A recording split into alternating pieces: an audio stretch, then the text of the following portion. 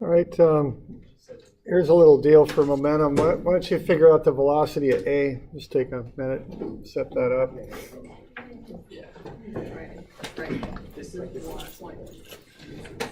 Velocity of A is horizontal, so it's going in the X direction. So only like, Yeah, right.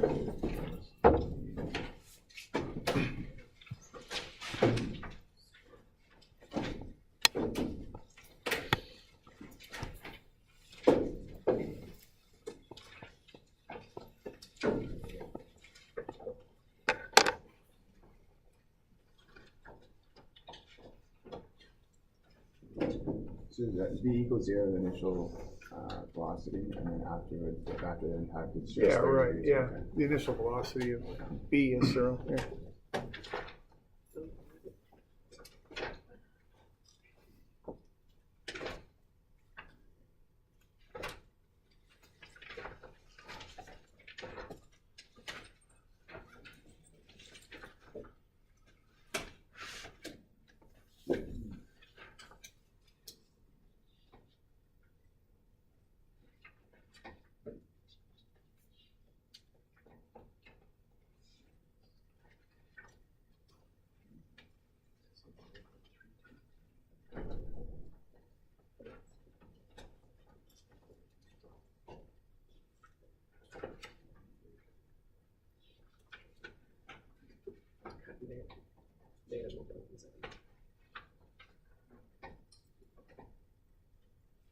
Yeah, it is. It's negative. So the negative. So it's negative.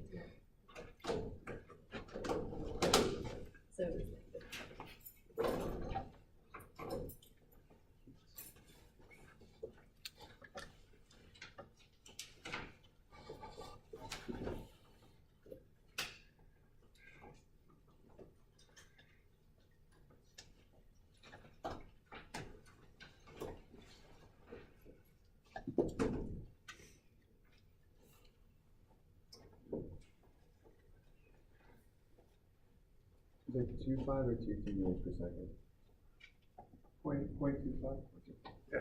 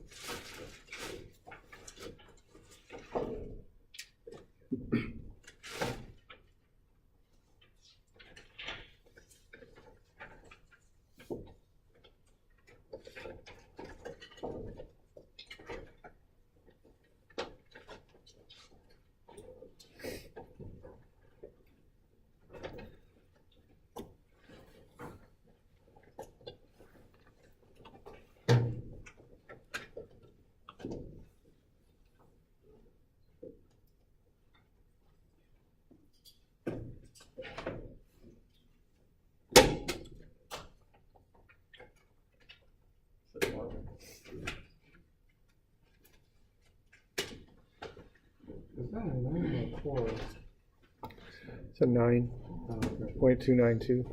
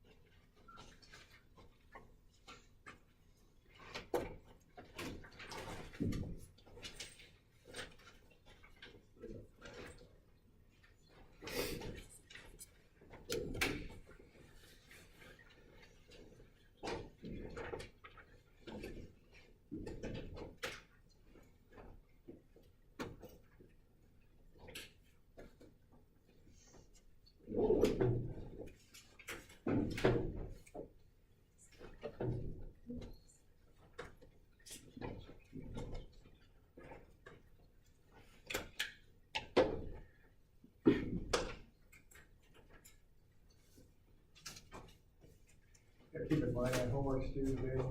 It's those two problems.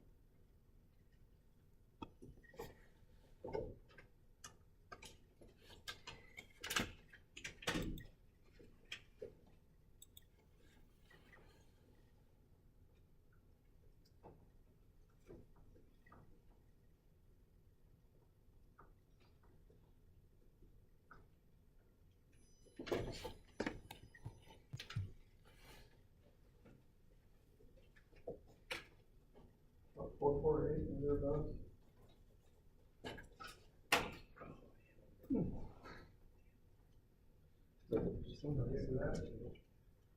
Really good.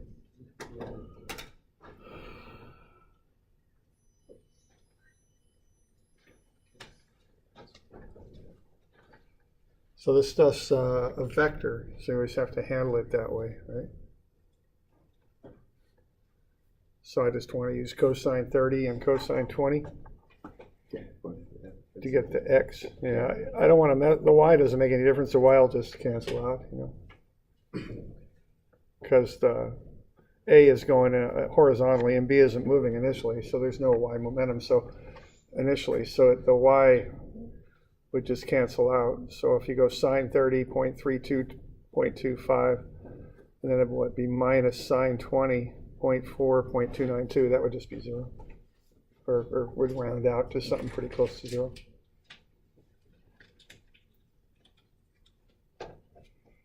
You all okay with that? Got any questions? So we got conservation of momentum there. You know, this impulse part just cancels because the system's A and B, and then you got to use trig. Those are the two things to remember about this stuff with collisions. Okay.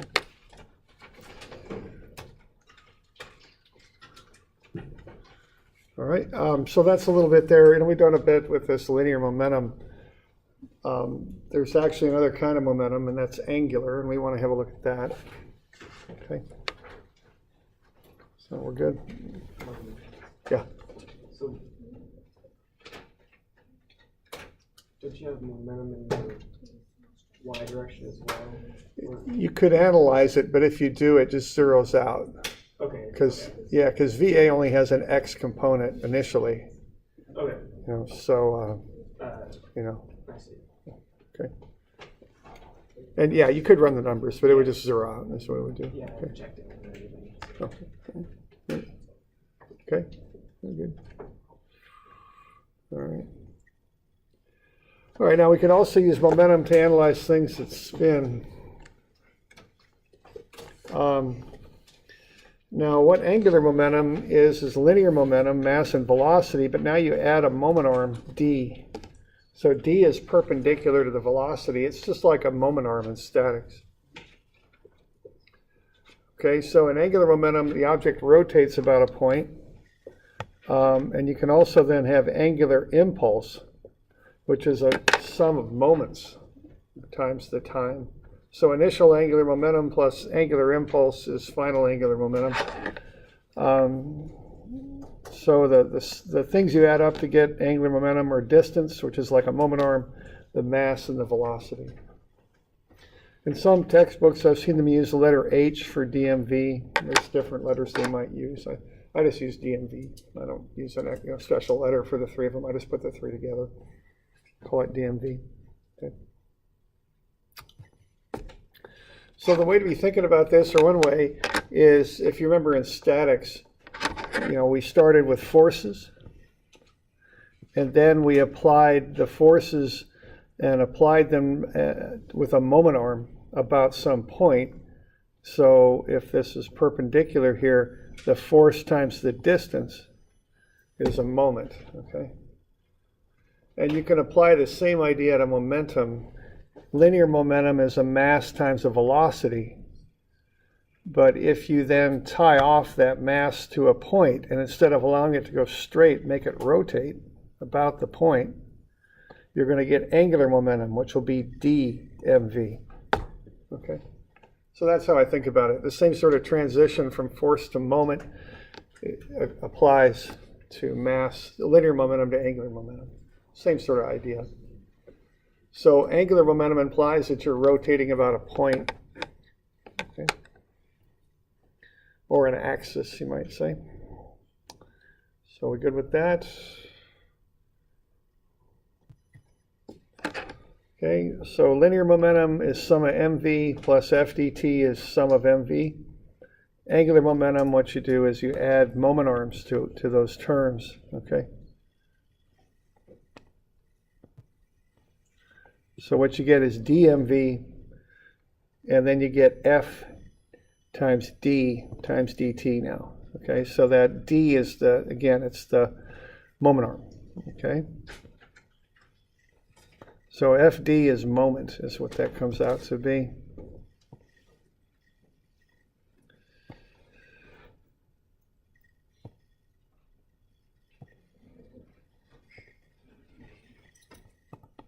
All right. Now there's lots of ways you can make that transition. If you're ever playing foosball, you're making it because what you do is you make the players spin about an axis, right? Right there's the axis. And then this thing is going to spin about that axis. Well, that's angular momentum. That player has angular momentum. And then it strikes the ball. Okay, now notice the player is attached to the axis. It has to rotate about the axis, but the ball doesn't. So once the angular momentum of the player strikes the ball just goes straight. So what we're doing, we're taking that angular momentum, dmv, and turning it, in this case, into linear momentum. Okay. So that's the difference there. Same thing here. I don't know if they do this quite so much. They used to have these when I was a kid, these hockey games. They're kind of fun. Okay, so cause the rotation about this axis here. That gets you angular momentum for that stick. It hits the puck. And again, the puck doesn't have any constraints. It doesn't have to rotate, so it goes straight with linear momentum. Okay. There's a dog on a leash on a tree. There's the cat. Dog says, the cat.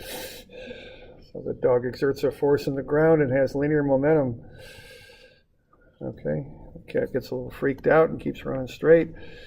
And what happens to the dog? Catches that leash. Dogs always get excited, right? They forget about the leash. Bang. Dog starts to move tangential. And that turns into angular momentum, much to the dog's dismay. probably hurts the dog too. We used to have squirrels in the backyard that used to mess with my beagle. They took great delight in doing that. Until my brother got behind my dog and started to push him up the tree. The squirrels were like, wow. This beagle can climb trees. It's really funny when the dog starts chasing the squirrel around the tree. Oh, yeah. And then the leash gets shorter, and he's right up against the tree and he can't go anywhere. Yeah. Dogs aren't not very good at physics, I don't think. Or real general logic. Yeah, I think you're right. They just get lost in the moment. I think they got all that stuff figured out, but they just get so excited they get lost in the moment. Okay, so I can take this weight and drop it, or if I drop it like this, that'll be more of an angular momentum, right? Okay, so that's the idea there, okay? So you can drop something, that would be linear momentum, but if you force it in some way to rotate about a point, it becomes angular momentum. So that's the idea here, okay? So there we've got an angular momentum going on.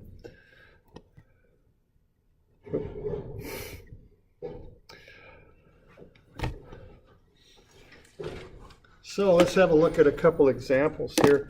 Let's take this assembly here. We've got a couple weights on a motor with a T-bar there. We'll say the T-bar doesn't weigh anything.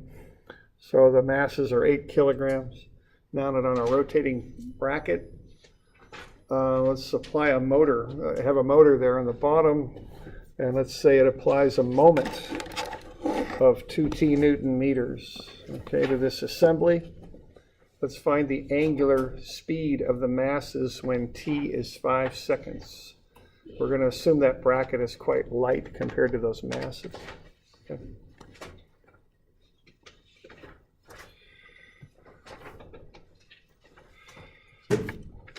All right, so what we're going to do with this thing is we're going to analyze this with angular momentum because we're spinning. Okay, so that's dmv, and that's for condition 1. Now it starts from rest, so that's 0. And then we've got the moment, which is 2t, 2 times the time, times the increments of time, which are dt. And we'll start that at 0, and we'll run that out to t. And then we want to then figure out what's going to happen with the masses. Now the masses are 8 kilograms, but there's 2 of them. They've got a moment arm of 0.7 meters, and we want to find that velocity. All right. So there you go. That's how you'd set that one up. So that has angular momentum and angular impulse is what that has. Okay. So the moment provides the impulse to make the thing move. All right. From there, it's just a matter of working through the calculations there. Now, what are the units here for the velocity and the angular momentum equation? Yeah, I'm being mean this term. I'm always setting people up, and it's not that. See, it's V, and that's something that's a very common point of confusion. I want to call that out. This is V. It's not theta dot. It's not omega. Okay, so the units of this are meters per second in this case. Okay, so it's not radians per second, even though it's angular momentum. The term that goes in that expression is linear velocity, meters per second. Now, if you want to use angular velocity in there, theta dot, what would you have to do to the expression? So if you got dmv and you want to put an angular velocity in there, what do you got to do?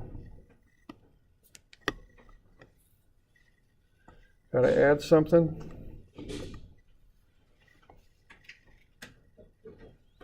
We got our theta dot. That's the angular velocity. But what term do we got to add to make that thing work? We want these two things to be equal.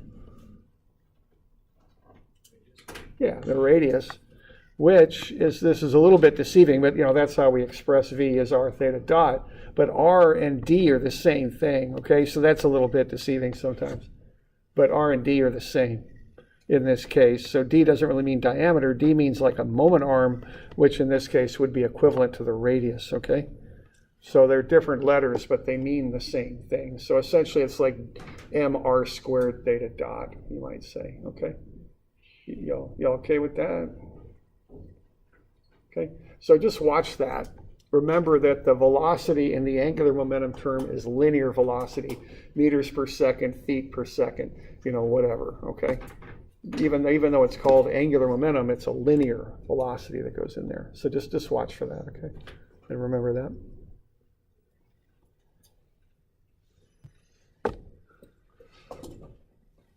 Okay, so we'll go ahead and run that integral. 2t integrates out as t squared. And that's going to be, when you run all those numbers together on the right, is 11.2 v. Plug in the limits from 0 to t, you get t squared is 11.2 v2. Plug in t equals 5. It's 25 is 11.2 v2. So v2 is 2.23 meters per second. Okay. So that's it's the tangential velocity is what it is. So these things are both going, at that when t is equal to 5.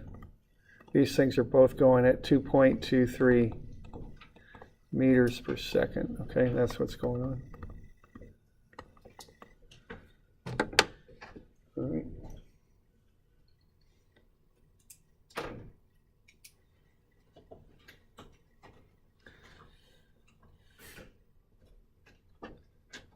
You got any questions on that?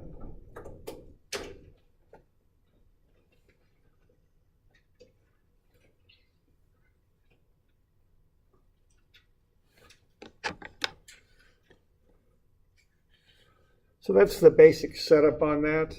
We had a variable torque, variable moment, I guess. Torque and moment are the same thing.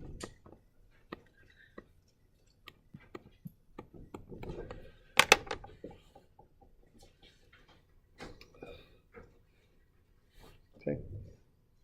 So we had to integrate with that variable. So to get to angular speed, what are we going to do with that?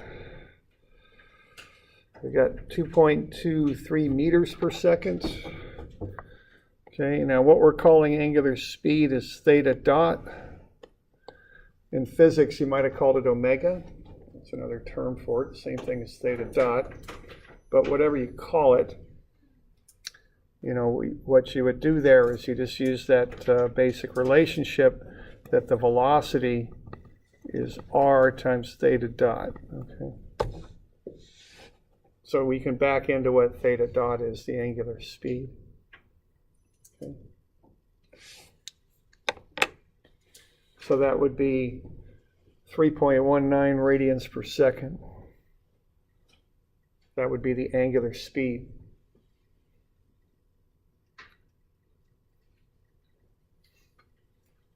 Okay.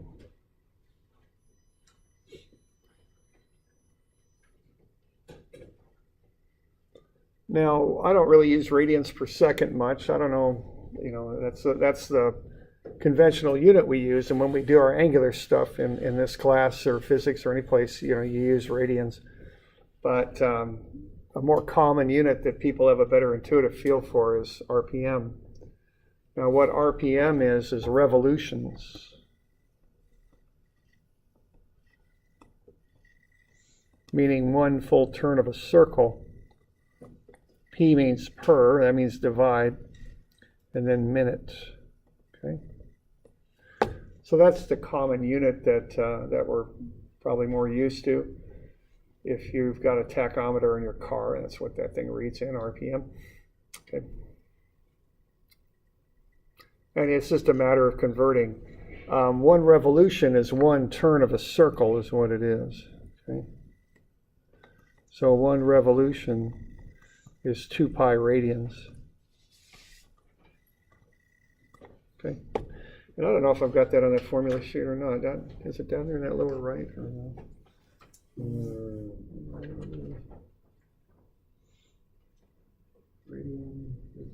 Yeah, I don't think I've got that. So you might have to remember that one if you ever need it. But okay. So a revolution is just one full circle, which is 2 pi radians. Okay. So to convert, you just got to convert seconds to minutes and radians to revolutions. and then you'll get the thing in RPM.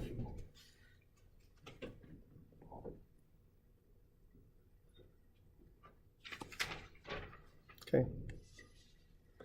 So 3.19 radians per second, 1 revolution, and 2 pi radians. And then, of course, 60 seconds in a minute gets you 30.5 revolutions per minute, which is RPM.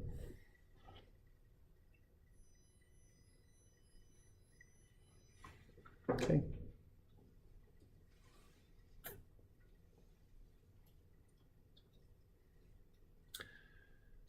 We're doing all right with that?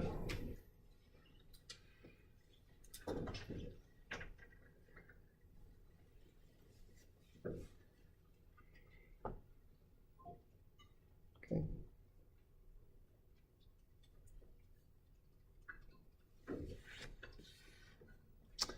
All right, so that's how we'd work through that. So what we're doing there, we're using that angular momentum equation now. So the angular impulse and the angular momentum are the terms in that expression. Okay.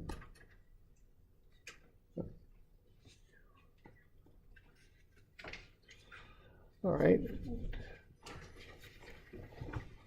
So just as we have conservation of linear momentum, like we were talking about with collisions, we also have conservation of angular momentum that we could use. Okay. So if angular impulse is 0, you have conservation of angular momentum. Now, often we have forces that are applied to an object, but if the forces are directed through the point about which the object rotates, or axis, either one, there's still no force that's applied that will change angular momentum. So a force directed through the axis about which the point rotates creates an angular impulse of 0. Right? So here's a good example of that. You know, you might have seen something like this if you've taken physics, where if you change the d portion of that equation, the mass being constant for most situations, the velocity has to increase. Okay, so, or decrease, the velocity would change. So here's a simple example. To demonstrate the law of conservation of angular momentum, we will use a nearly frictionless rotating platform and a volunteer. We will begin by introducing a small amount of angular momentum to Emily, and then a bit more. Most of her mass is out in her arms. When she lowers her arms, spin rate has to increase to conserve angular momentum. When she moves the mass out by raising her arms, the spin rate decreases. Okay. So there you see in the variations in velocity caused by the changing of the distance. She had masses in her hands there. So that's what. To demonstrate happen, the law okay? of conservation of angular momentum, we will use a nearly frictionless rotating platform and a volunteer. We will begin by introducing a small amount of angular momentum to Emily, and then a bit more. Most of her mass is out in her arms. When she lowers her arms, spin rate has to increase to conserve angular momentum. When she moves the mass out by raising her arms, the spin rate decreases. There you go. So what's going on there? I mean, she is exerting a force. You know, you might have noticed that. But why doesn't that force affect the angular momentum? What's up with the force?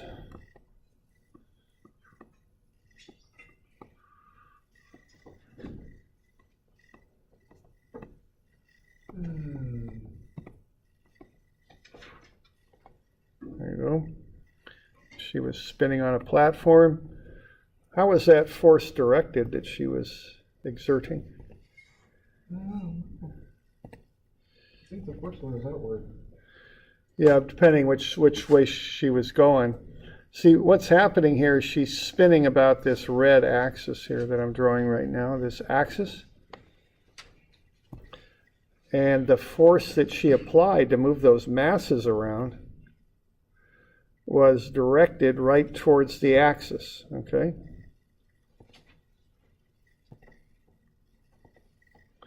So the force was like that when she moved those weights in. We'll see the force went right through the axis. So if you look at that term in there, which is angular impulse, that's m dt. Well, if the force is directed right through the axis, there's no moment that's caused by that force, okay? To create a moment, you need an offset on the force.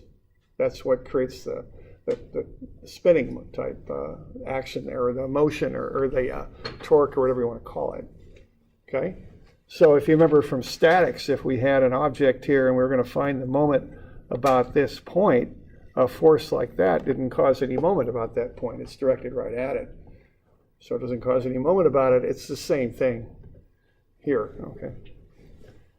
So that's why that force didn't cause any angular momentum. Okay. All right. Let's see. Now, one other thing I want to point out is we've got a bunch of m's in this equation. There's two of them. What does the lowercase m mean? Yeah, it's mass. How about the uppercase m? Moment, okay? So keep that straight. There's two m's, but they mean different things. The uppercase is moment, the lowercase is mass, okay? Does the moment include the moment of inertia? No, the moment of inertia is a thing we'll work with later. A moment of inertia is a shape property. It's a mass property. And what it does, it actually gives you the resistance of something to angular acceleration. It's related to moment in some ways, but it's not a moment. It's more of a property of a shape or a property of an object.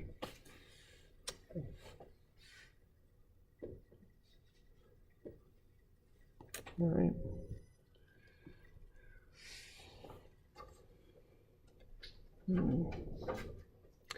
All right, let's have a look at this one here. This one involves a few different ways of analyzing something.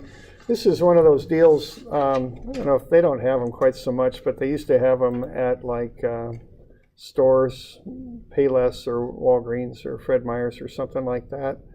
And you'd put a coin in these things and the coins spin their way to the bottom. And then it's a way to get you to donate the coin, because after the coin's gone, it's gone, and then it's gone to whatever cause they're trying, they have there. But it's just a way to get people to donate money. But it's just something where you watch the coins spin down slowly through a cone. Oh yeah, I've been to a store. I think it's gone now, but in the store there's this little coin game thing where you put a coin in. Yeah. Doesn't really matter what the coin was. You put the coin on the slide and it goes down this funnel. Yeah, it's that's a good word for it, a funnel. Yeah. So it does that. It's usually a big funnel. Most of the ones I saw were yellow. I don't know. They don't seem to have them so much anymore, but they used to. No, oh, come on now. Really? There we go. Can I do that? I don't know, can I control and hit that thing or what? No, not really.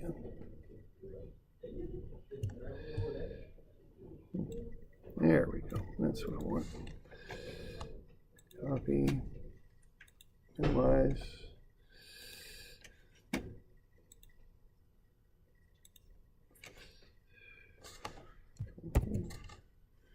Enter. Go. Oh, there we go. So these things, you can see the thing's speeding up a bit as it gets closer to the hole.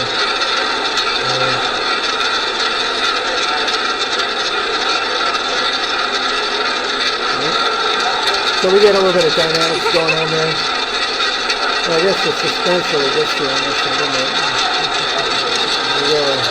That's going really fast, isn't it? Okay. Put another one in. Put another one in now. There's races and stuff. They're great fun. You got another one? Put it in on the other side. Not another penny. Okay. That. Okay. So that's all good fun. Yeah. All right. Now let's analyze it to death here. Let's see what we can do. Okay, let's make a board. Yeah, we always spend a minute looking at something and we spend an hour doing the calculations, unfortunately, but here we go. So let's have a look at this. All right, now this is going to involve a lot of different ways to look at this. So let's get a little free body diagram going of the coin as it's going around that cone.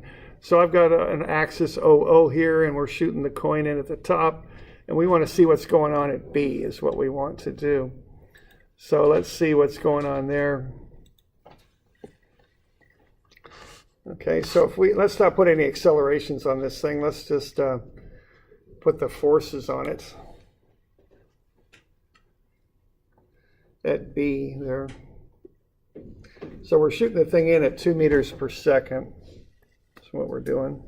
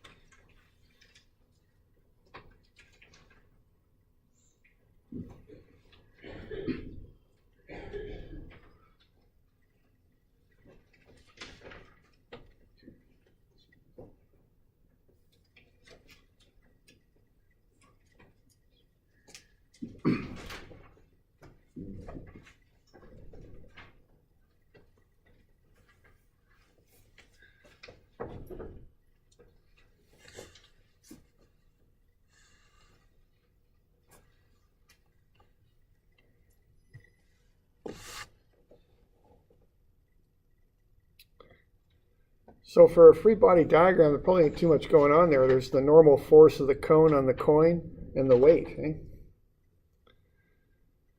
All right. Now, do either of those forces cause a moment about axis OO? Well, the normal force is directed right at the axis. Eh? So no moment there. And the weight is parallel to the axis. Okay. So what's going on? We got conservation of angular momentum, okay?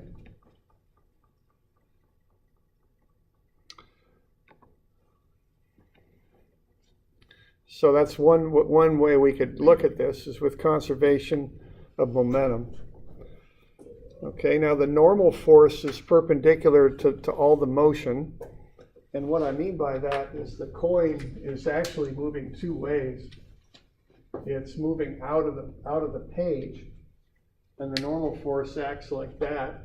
So my thumb would be the motion of the coin out of the page. My index finger is the normal force. They're perpendicular. See? All right. Is the axis the thing in the center of the cone? Yeah, it's running right down the middle of the cone. So the normal force, the component of the normal force would be on the axis. Well, I think if let's put the point B over here just so we can see it a little better. If we're pushing like that, that force would eventually come up through the axis. It would hit the axis A up there. So it's not causing a moment about A if it's directed in that way. No. I mean, you could break this up into two components, that and that. But the green one, this one goes right through the axis again, and this one is parallel to the axis, so it doesn't cause a moment. Okay. Okay. All right, so that normal force then is perpendicular to the motion of the coin as it kind of rotates and comes out of the page. The coin is also kind of sliding down the ramp. Okay, so as the coin moves, it's slowly going down the ramp, but again, that normal force is perpendicular to that too. Okay, so that normal force doesn't do any work either. Okay, so what we have here with the motion of this thing is that we have conservation of angular momentum and conservation of energy. So knowing that, we can go ahead and start in on this thing. We can do a little thing there with similar triangles. If we cut a piece out of that cone, like that. And we've got the radius up top, which is 40. That will be proportional to the height, as this radius at B is to 72. So we can solve for the radius at B, it's 24 centimeters. Okay. So what we got here is angular momentum is conserved, energy is conserved, and the radius at B is 24 centimeters. Now, given that, we can throw these two analysis methods at the problem. We've got momentum analysis we can do, and we've got energy analysis we can do, okay?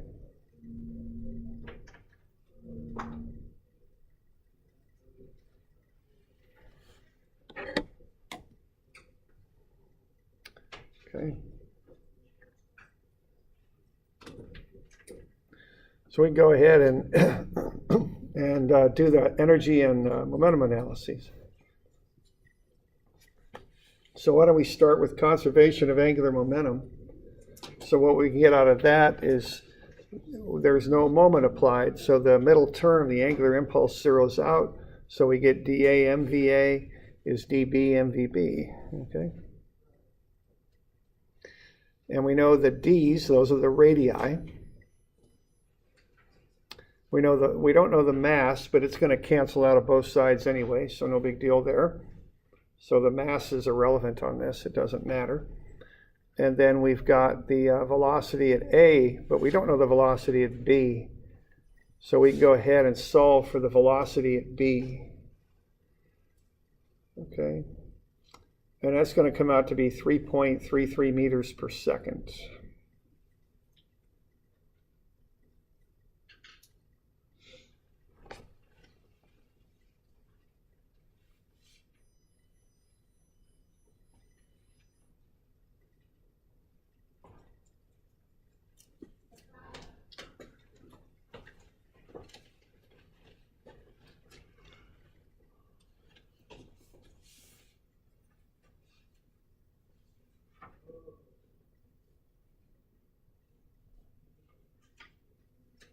Okay. So we got a velocity at B here, but just by plugging that stuff in and canceling the masses out and solving for VB. But what kind of velocity do we got going on here? We found that by using the angular momentum, which is based on kind of a rotation about a point or an axis. So what do we got? Yeah, it's a linear velocity. Which one do we got up here? Do we got the total? Do we got the transverse? I mean, what do we got going on if we look at that motion?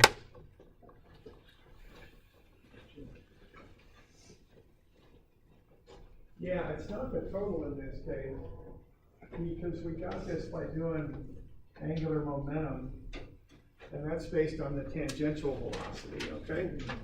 So that's what we got. If you look at it from a top view, you'll see something like that.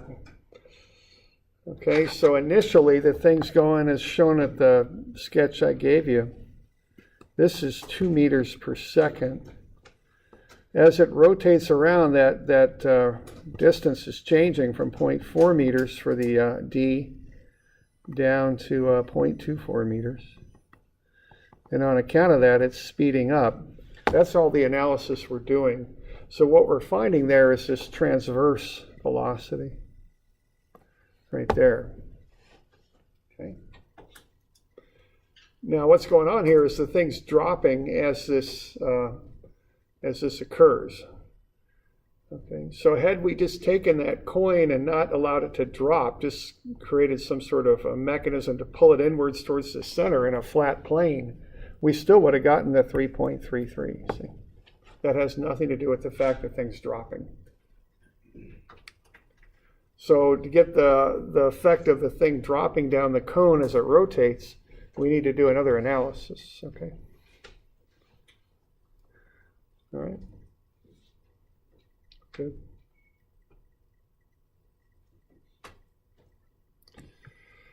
So the other analysis that we'll do will be a work analysis.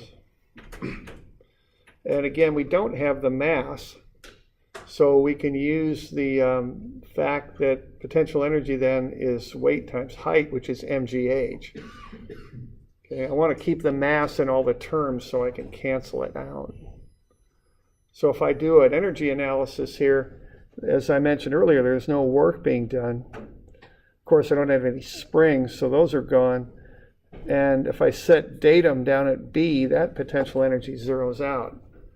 So I'm going to have the potential energy at A plus the kinetic energy at A is the kinetic energy at B is how this will work out, okay? So I can go ahead and do that. And again, for that initial potential energy, I'm going to use mass times gravity times the height of 0.48 meters.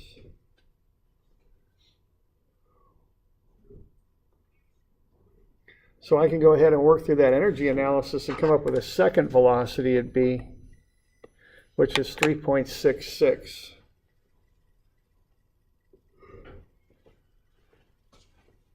So what kind of velocity do I got going on there?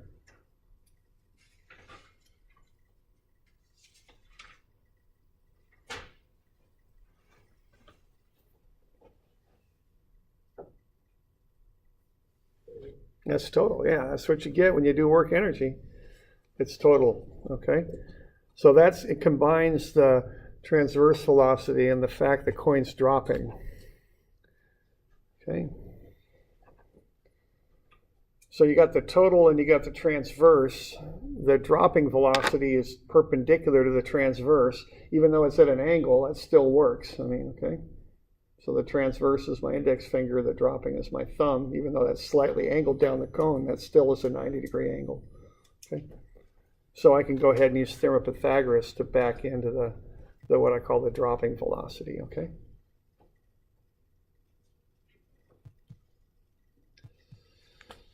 All right, so I can go ahead and just say that the dropping velocity squared plus the transverse velocity squared is the total squared, and find the rate at which it's kind of rolling down the cone.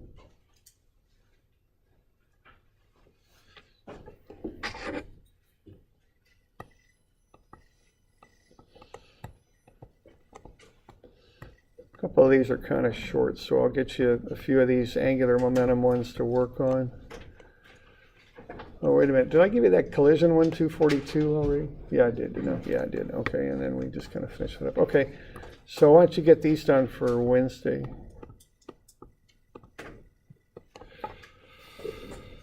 See, that's the 14th, I think.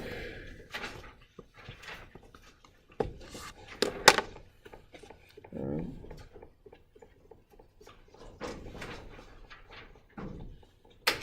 Does this include the worksheets as well? Yeah, that's that. I've already got that on the list. It's not. As I understand your question, yeah, those are due Wednesday as well. Okay. All right. And they're all listed in Moodle too.